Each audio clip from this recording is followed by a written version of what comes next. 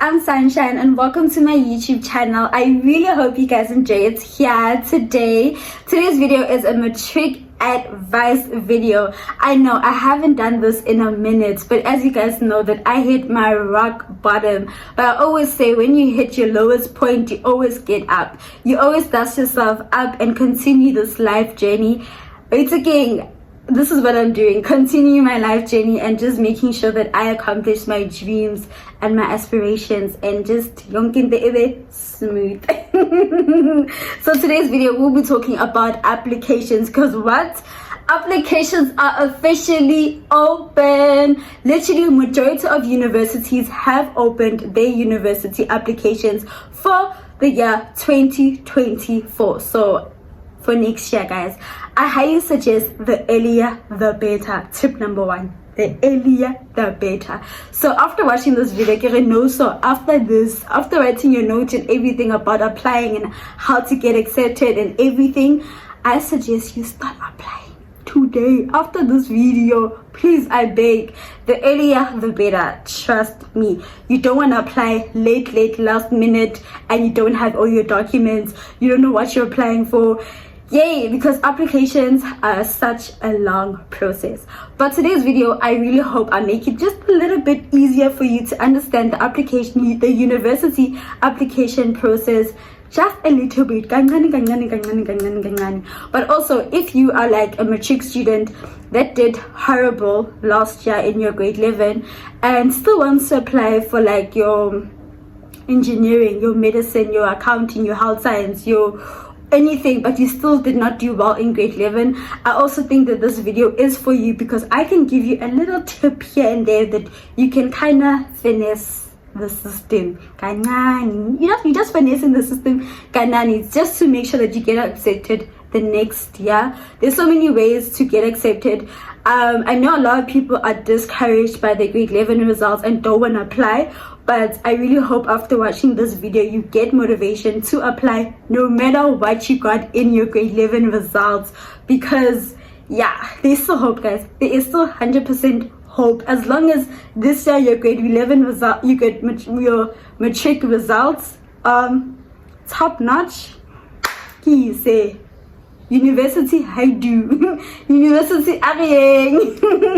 But without further ado, let's get right into the video. Guys, just to make this video just a little bit easier for you guys, I'm going to put the topics into characteristics.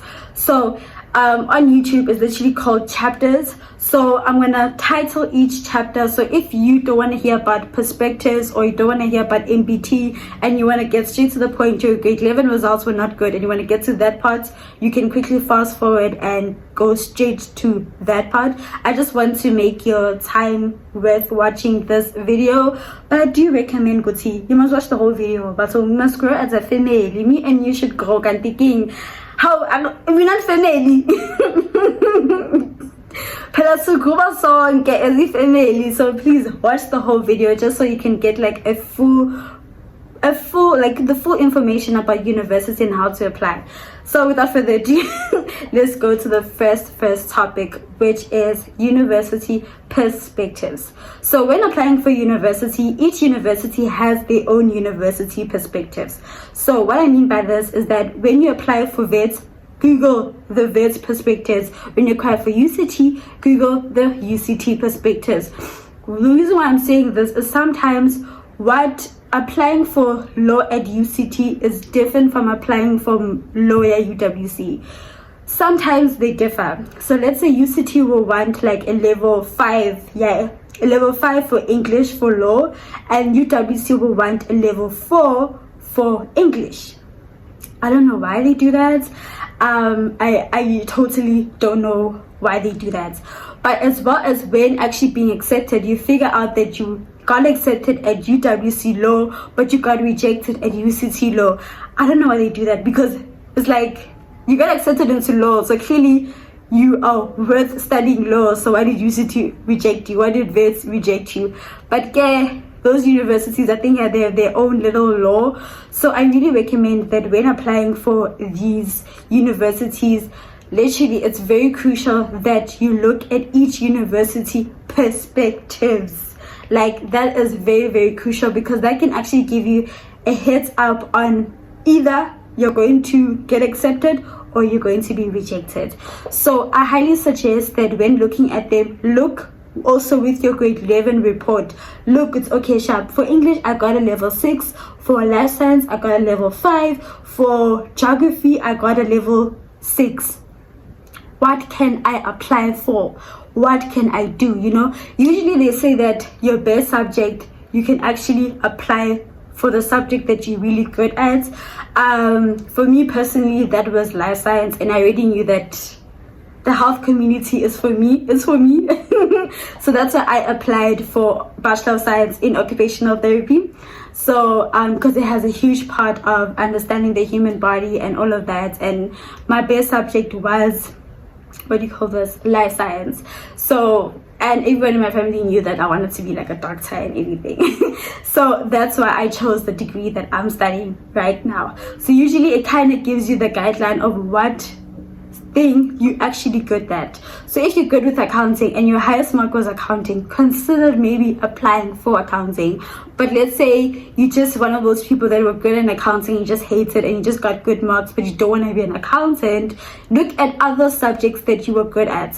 So it's very, very important, if you got it's very, very important to look at your subjects and what you got for those subjects.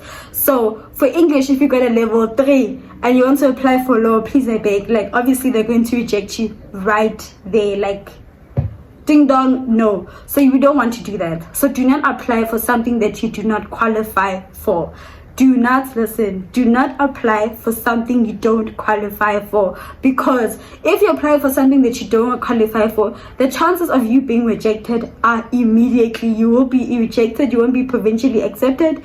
But if your grade 11 results do show, not your grade 11 results, if your matric results show that you have improved, show that for maybe grade 11 you got a level 3, and then your matric results you probably got a level 6 or a level 5, and they meet the requirements of that university or that degree, then you can most definitely get accepted into that course. So I hope that makes sense when looking into the university perspectives. So the next topic is the university application process. Yeah, guys, so basically for this, I really recommend you guys getting a file or just a exam pad, because for each university you are required to make a username as well as a password. If you like me and in matric you applied for every single university just to higher your chances of getting accepted into a university, I highly recommend you write down each university that you applied for. For instance, UCT, when you apply for, you have to create a username and a password. VET, username, password. UWC, username, password. All the universities, you are required to create a username and password. So I suggest, Guti, for you to not forget all your million passwords. I don't know how many universities are there, but like, for you to not forget your username and password, I suggest that you stick to the same username and password. I think for me that is the best thing that you could ever do for yourself. It saves so much time. Like, you don't have to create a different username for each different university. You're just wasting your time. Write down that password and username and then you're good to go. Okay, so the next thing is the documents you are required when applying. So I need you guys to get ready. I need you guys to look at what you have. Right now, if you're a matric student, automatically you have your grade 11 report, right? You need your NDR grade 11 report, which is your term 4 report. You need a certified ID. So go certify your ID either at the post office, either at the police station. Where else can you certify? I'm not sure. But, and then the third one, depending on the university, I know UCT, VETS, UP, and certain universities and certain degrees, you are required a letter of reference and a letter of motivation. And also it depends on the department and faculty that you are applying at. I know also with the engineering, some universities that have engineering like UCT, you also required a letter of recommendation or a letter of motivation. You can get that from, I think, your principal or your teacher or something like that. I forgot. But check those requirements. What do you need? And also some degrees, you are also required an MBT. So do note, go to, they will require your MBT results. So, and then also for when applying, you also need your matric midterm. So your matric June results, if I'm not mistaken. So your midterm is your June results, because you're going to get provincially accepted in September. So usually they send out your emails around about September or so. That's when you're going to get your first email that you've been rejected or accepted into the university. Okay guys, so the next topic is your grade 11 results. I know a lot of people look at the grade 11 results and say that, yeah, Shim, when I look at these perspectives and when I look at my grade 11 results, they don't mix, it's not communicating, hey? It's not communicating. You don't meet the requirements for your grade 11 results.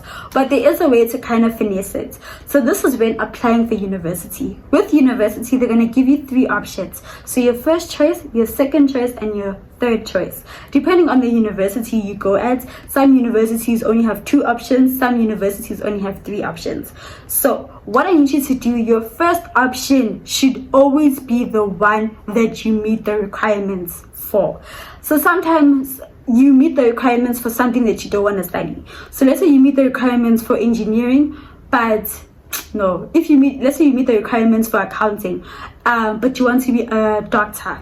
Obviously accounting and the medicine field, 2 different requirements. So maybe for your life science you did really bad. So I highly recommend that you apply for that accounting degree, but also for that degree that you didn't meet your requirements for. So usually that will always be your second option. So technically they're supposed to take you for your first option. So you will, so by September you're gonna get a email saying that you have been provincially accepted for your first option, and then your second option is gonna say rejected.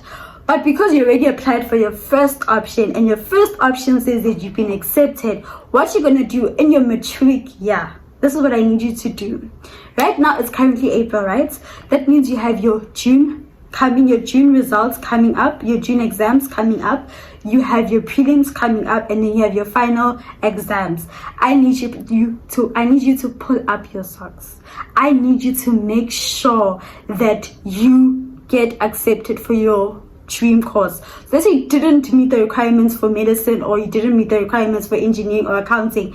I need you to try and pull up your socks to at least get a level 6, a level 5 for that degree that you want to apply for. But unfortunately, your grade 11 results did not meet the requirements. So usually when you choose that degree for your second choice or your third choice, you can get accepted the next year. I really hope. Yo guys, I hope I'm making sense by saying this. So basically, let me repeat myself. If you don't meet the requirements in grade 11, right? That must not be your first option. So make sure that your first option is something that you meet the requirements for, number 1. Your second option, it can be the one that you don't meet the requirements for. So let's say you didn't meet the requirements for accounting, right? And you want to study accounting. I suggest apply for accounting for your second choice or your third choice. But that does not mean that you must not put in the work. You have to put in the work. You have to make sure that your end year, your term 4 matric results, you met those requirements, so that the next year you can get accepted and study that accounting, that degree that you didn't do well for in grade 11. So that is kind of the trick that majority of people have used, number 1. I know a lot of people have used that technique, Guti. Do not, like, a lot of you guys make a mistake of putting it as your first option. Don't do that. Either put it as your third option or your second option, so that you have higher chances of being accepted into university. At least one must say provincially accepted. Out of your 3 choice, at least one. Then your chances, how do university are. Literally at least one of them, but it's usually always, it has to be your first one, guys. It really has to be your first one, otherwise your probability of being accepted are very low. And yeah, so I really don't know, I also don't want you guys to just dwell on your matric, on your grade 11 results, because I know that majority of people get flip-flop, and you guys flip-flopped. Flip-flop, grade 11 child people, like, I don't know why, but majority of the time, most people that I know, they grade 11 results get flip-flop, guys. Get just like, how do you connect? The lines are not communicating with each other. But also, just know the past is the past. You can't change the past. You can't repeat grade 11, guys. Let's just accept that. The only thing you have to do right now is look in the future and what you can change. So if you know that you cannot change your grade 11 results, the only thing right now you can do to change is your matric results. So start putting up your socks, number one. Start doing that now. Start putting in the hours so that your final year results don't suffer, guys. Like, it's very, very important. Pull up your socks and make sure that you meet these requirements so that you guys can get accepted. So the next advice is your MBT. So usually you write an MBT if you're moving from one province to the next province. So I'm from Johannesburg and I'm studying in Cape Town, so therefore I had to write a MBT. But usually MBTs are for if you want to be in a science degree. So my degree is Bachelor of Science, and I'm studying Bachelor of Science in Occupational Therapy. So for me it was double O. So it's like, yeah, it was a must for me to write the MBT. An MBT is basically a national benchmark test, just to test if you're ready for a science degree. Usually you only write an MBT if you're entering into a very hard course faculty. It's usually science degrees. So MBT, there's two tests that you're going to write. So the first one is your AQL, which is your standard English test, and then the second one is your MAT, which is obviously your maths test. So this one is for my maths core students. If you're maths lit, you cannot write that maths core. You literally cannot write that maths core test, because it's literally only for maths core students. So unfortunately you can only write the English test. So this MBT is multiple choice, only multiple choice. Each question is timed. So I really need you guys to actually Google all these laws and everything. There are so many YouTube videos and so many resources talking about the MBT and what the MBT requires from you. I don't think I would do a dedicated video on that, because I don't think a lot of people are gonna want to do an MBT and stuff. MBT is most definitely going to be your hardest exam ever. MBTs are harder than your matric papers. They are university standard exams. Even till this day, me writing a university exam, those MBTs were not easy, guys. They were not easy.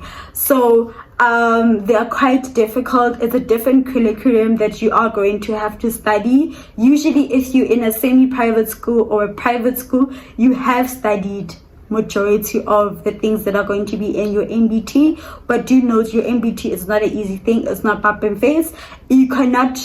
MBT is not like a license test where the next day you can study the day before and write it the next day. You need months to prepare. But I also suggest that you look up the dates of your MBT and stuff and all the rules, because yeah, you are going to need that.